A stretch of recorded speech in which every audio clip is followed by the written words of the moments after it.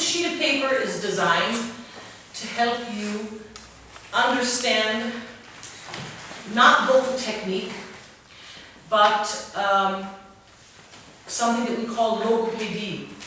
So the articulation of the vowels and the consonants has nothing to do with my specific taste or my specific teaching method. This is science. For example, if you were unfortunate enough to have been in an accident and you are in coma for 3 or 4 months, you lose the ability to speak, you wake up out of coma, and you want to be able to learn to speak again. This is what you learn. This is what you work with someone who's called a logopedic. Okay? It's not a voice technique, and as I said, it's not my particular method or something. It's just science. So there's no question if this is correct or not correct. It's scientific. Okay? So, I think that's a very important thing to understand, because you're not going to get a lot of this information from every teacher. By the way, you can have this, but it's the same. We'll have to make more copies for the other singers. The other already gone. Okay. Yeah, it's not a question of, as I said, my taste or my school or something like that. Good morning. So, first thing we start out is with the basic idea of the vowel. What kind of form a vowel has. Many of you have heard this already from your first teachers, I'm sure, that the throat should be very open. We should have a feeling almost like of a column leading from the base of for example, from the base of the body through the spine to the throat, where it always stays sort of the same opening. Yeah. The basic vowel is ah. Everything else comes from the position of ah. The differences between ah and the other vowels are never a jaw movement. Never a jaw movement. So, for example, when we're speaking, we'll often say something like auto, or something with the dip bell, for example. Aida. Yeah? This is not the way that you should correctly articulate or pronounce vowels. So, I'll go through it once. Ah is the basic vowel. It's with a dropped jaw, soft corners of the mouth, as if you take your hands or your fingers and you, yeah? This should be soft, here. Yeah? To form an e vowel from the ah, it is not a jaw movement, it's only a tongue movement. So the tongue comes up slightly on the sides, touching the outside of the teeth, and does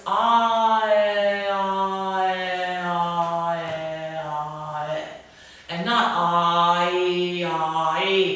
You hear immediately, even in my speaking, the difference in the resonance. I, or I.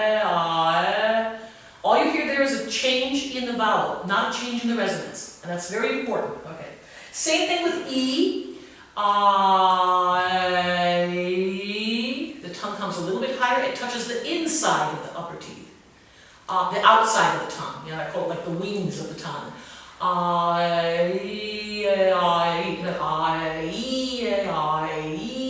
Especially with the E vowel, especially nowadays, many singers tend to want to go very horizontal. Sometimes they're taught that, but my opinion is that it happens because we develop lazy tongues. Lazy tongues, not only in singing, but also in our general speech, daily speech with our own languages, because of our clothing, believe it or not. Because our clothing has forced us to be very relaxed. It's different than it was even 20 years ago. Anyway, 100 years ago, it was very different. We all are very comfortable with very loose, kind of nice, and that's a wonderful feeling, but we lose a kind of inner tension that we used to have. Yeah? So we have to, as singers, we have to find that again, artificially.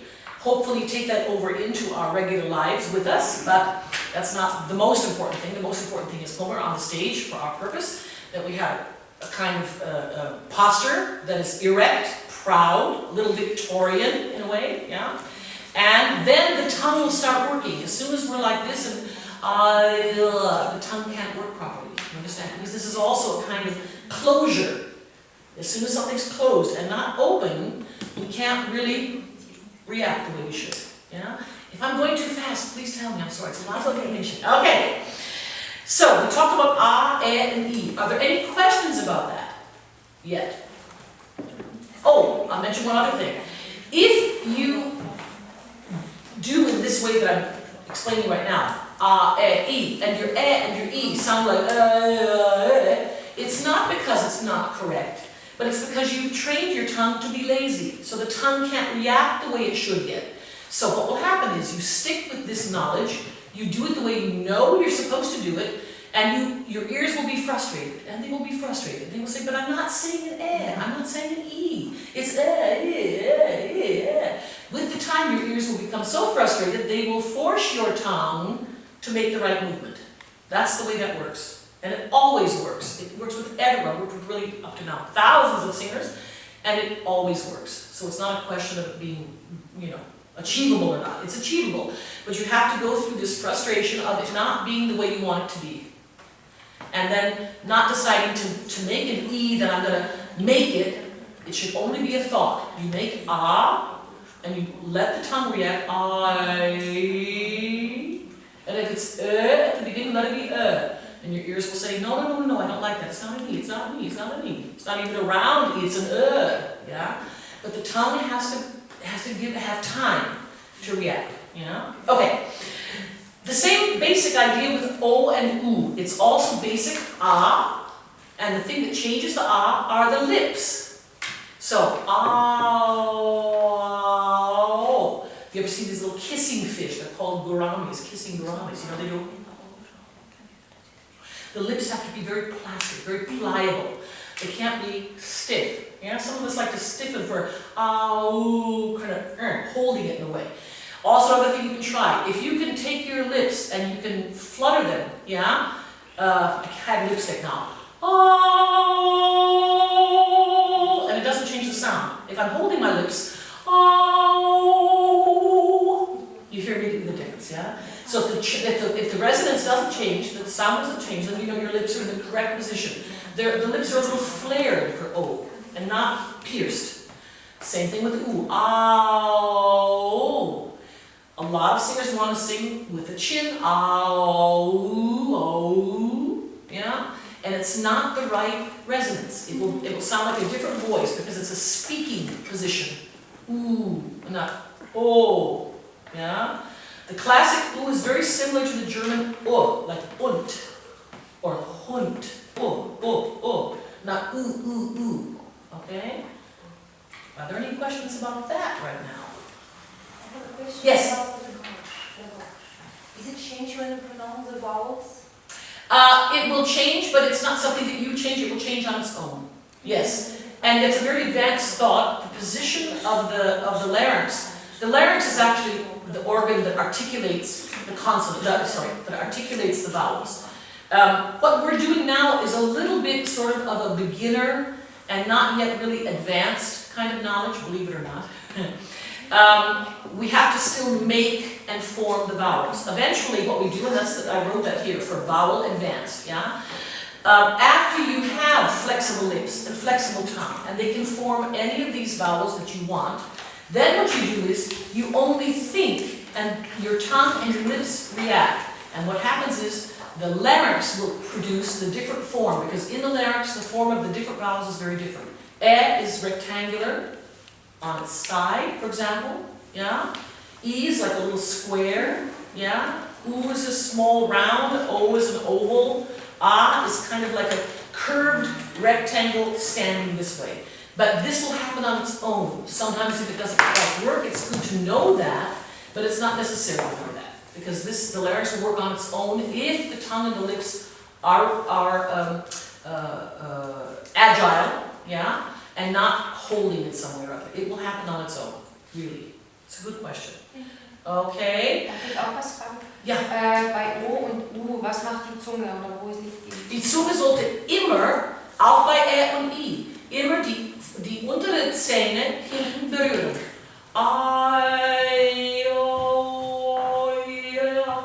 Die Zunge ist nicht da, um ein Vokal also die Zungenspitze, um eine Vokal zu artikulieren.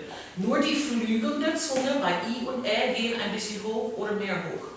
Ja? So, was wir hier nicht besprochen ist zum Beispiel die Zwischenvokale. Sagen wir ein geschlossenes E zum Beispiel. Das muss man nicht üben. Ja, das geht hier um Übungen, weil die E-Vokale ist so nah an I, ist es wirklich total ein Gedanke und nicht ein Tun. Ja? Wir müssen es auch nicht üben. Die Stimme will immer lieber schließen als öffnen. Ja? Deswegen müssen wir nicht E üben. Wir denken I und wir haben ein E. Ja? Ä ist sehr schwierig. Das will das Instrument nicht, weil es gibt auch keine sofortige resonance. I'm sorry, I should be speaking English. It doesn't immediately give the kind of resonance that we'd like to have, so we don't get any feedback from It's like outside of the body. E, we feel immediately there's something going on there, tingle. Yeah? So that's why is very uncomfortable, and most people don't like to do it. I have to say also in the German language, which is known for being more of a closed language, which it is to a certain extent, but it's not really. There are many open es, right? Yeah? Really? Okay. Is that enough for vowel? Is that an explanation for the, do you need any other now? I know it's not easy to do right away, but that's the way it's done. Okay? So let's talk about some of these consonants then. These first points that I wrote down are very important. In general, the consonants should be as quick as possible. So as I said yesterday, I think it was, even if you have lento or adagio, the consonants are presto. Presto. Especially when you have several consonants that make up one. For example, like schwa or schla. Like schlane, it's not schlane, but it's schlane. Yeah? Or blue, and not blue. Yeah? So it's quick, especially the double consonants. As late as possible. That means that, not late entry, but if you have, for example, a word, you understand? That means late, in the middle of the word, late, the consonants. So I avoid anticipating the consonant. I sing the vowel as long as possible, and a quick articulation of the consonant, and then I go on to the next vowel. Yeah? Okay. Sorry, und im Italienischen gibt es ja die wie verhält man sich dann mit den Doppelkonsonanten? Es ist nichts anderes. Es ist ein bisschen ein Verweilen auf den Konsonanten da, ja, aber sie dürfen auch, also zum Beispiel ein Doppel-T. Da kann man das erste T ein bisschen tutti, for example, ja. But that normally, also da muss ich auch sagen, das ist etwas, was man normalerweise nicht besprechen muss, weil normalerweise will der Sänger immer zu früh. Ja. Also die Doppelkonsonanten sind meistens nicht das Problem, sondern eben die einzelnen Konsonanten. Verstehen Sie, was ich meine? Deswegen ist es auch nicht hier, weil es normalerweise sich selbst ergibt. Meistens will man eher ein bisschen zu früh die Konsonanten bringen. Ja? Wichtig bei den Doppelkonsonanten, das steht auch nicht hier, leider dann, ist diese kleine Pause zwischen, also tutti bis zum zweiten oder mama oder whatever. Ja? Dieses kleines Verweilen auf dem Konsonant, zwischen den zwei, sagen wir so. Ja? Point 3 is as precisely as possible. Precisely means according to these rules that are written down here. Yeah? Just, that means economic articulation. And also very important, articulation should not affect the space in the throat. It should also say here should not affect the position of the larynx, is maybe a better way of saying that. We've had a couple of, I think yours was one case, for example, I think we had it with someone else, where there was a tendency to lift the larynx by the articulation of some, I think also with you, that was one thing. We had something at the end, you remember what that was? Yeah? And that's what this point is here. Don't let or avoid letting the articulation of the consonants affect the position of the larynx, opening of the throat, or the relaxation of the tongue. The tongue should just lay there and not pull the larynx up. For example, what was the word? Do you remember the word? Help. Yes, thank you. There I'm letting the tongue bring the larynx up.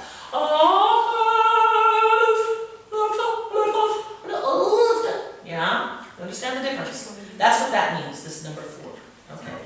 Are there any questions about that at the moment? Probably not, because we need to explain it. Okay. Then there are different families of consonants, I call them.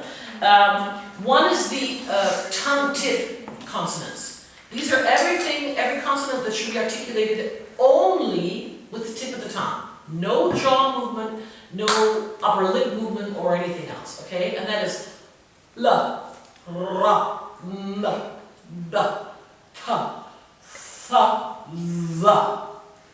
Yeah? Can I ask you how you explain to someone that doesn't know English the and the?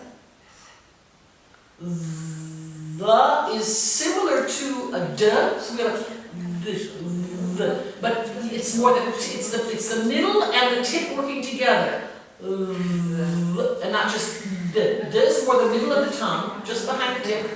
Yeah, it's that with the tip, and the is very far back in the middle of the tongue. Yeah, touching the upper teeth. Yeah. So the tip of the tongue actually isn't just always the same. It's the same movement and the same feeling, but it's a little bit the tip, a little bit further back, a little bit further back, even further back. Yeah, that's the thing. But it's all from the middle to the front, so we call it tip of tongue, and they're all related. Something that's very good about this is also if you understand this. And you have difficulty, I have difficulty, for example, with D, because D wants to sort of clamp here my jaw, okay? So if I have difficulty with it, for example, do, what I do is lo, lo. So I start with another consonant in that same family. For me, L is very easy. So I start with L. I transfer to N. And then I evolve to my D. Yeah? Okay? That makes sense, I think, to probably a lot of you, because you've probably done that kind of thing before without necessarily knowing you were doing that, but you were playing around trying to find a way of articulating that consonant. Yeah? So those are the tongue tip movements, and as I said, only tongue tip, nothing else.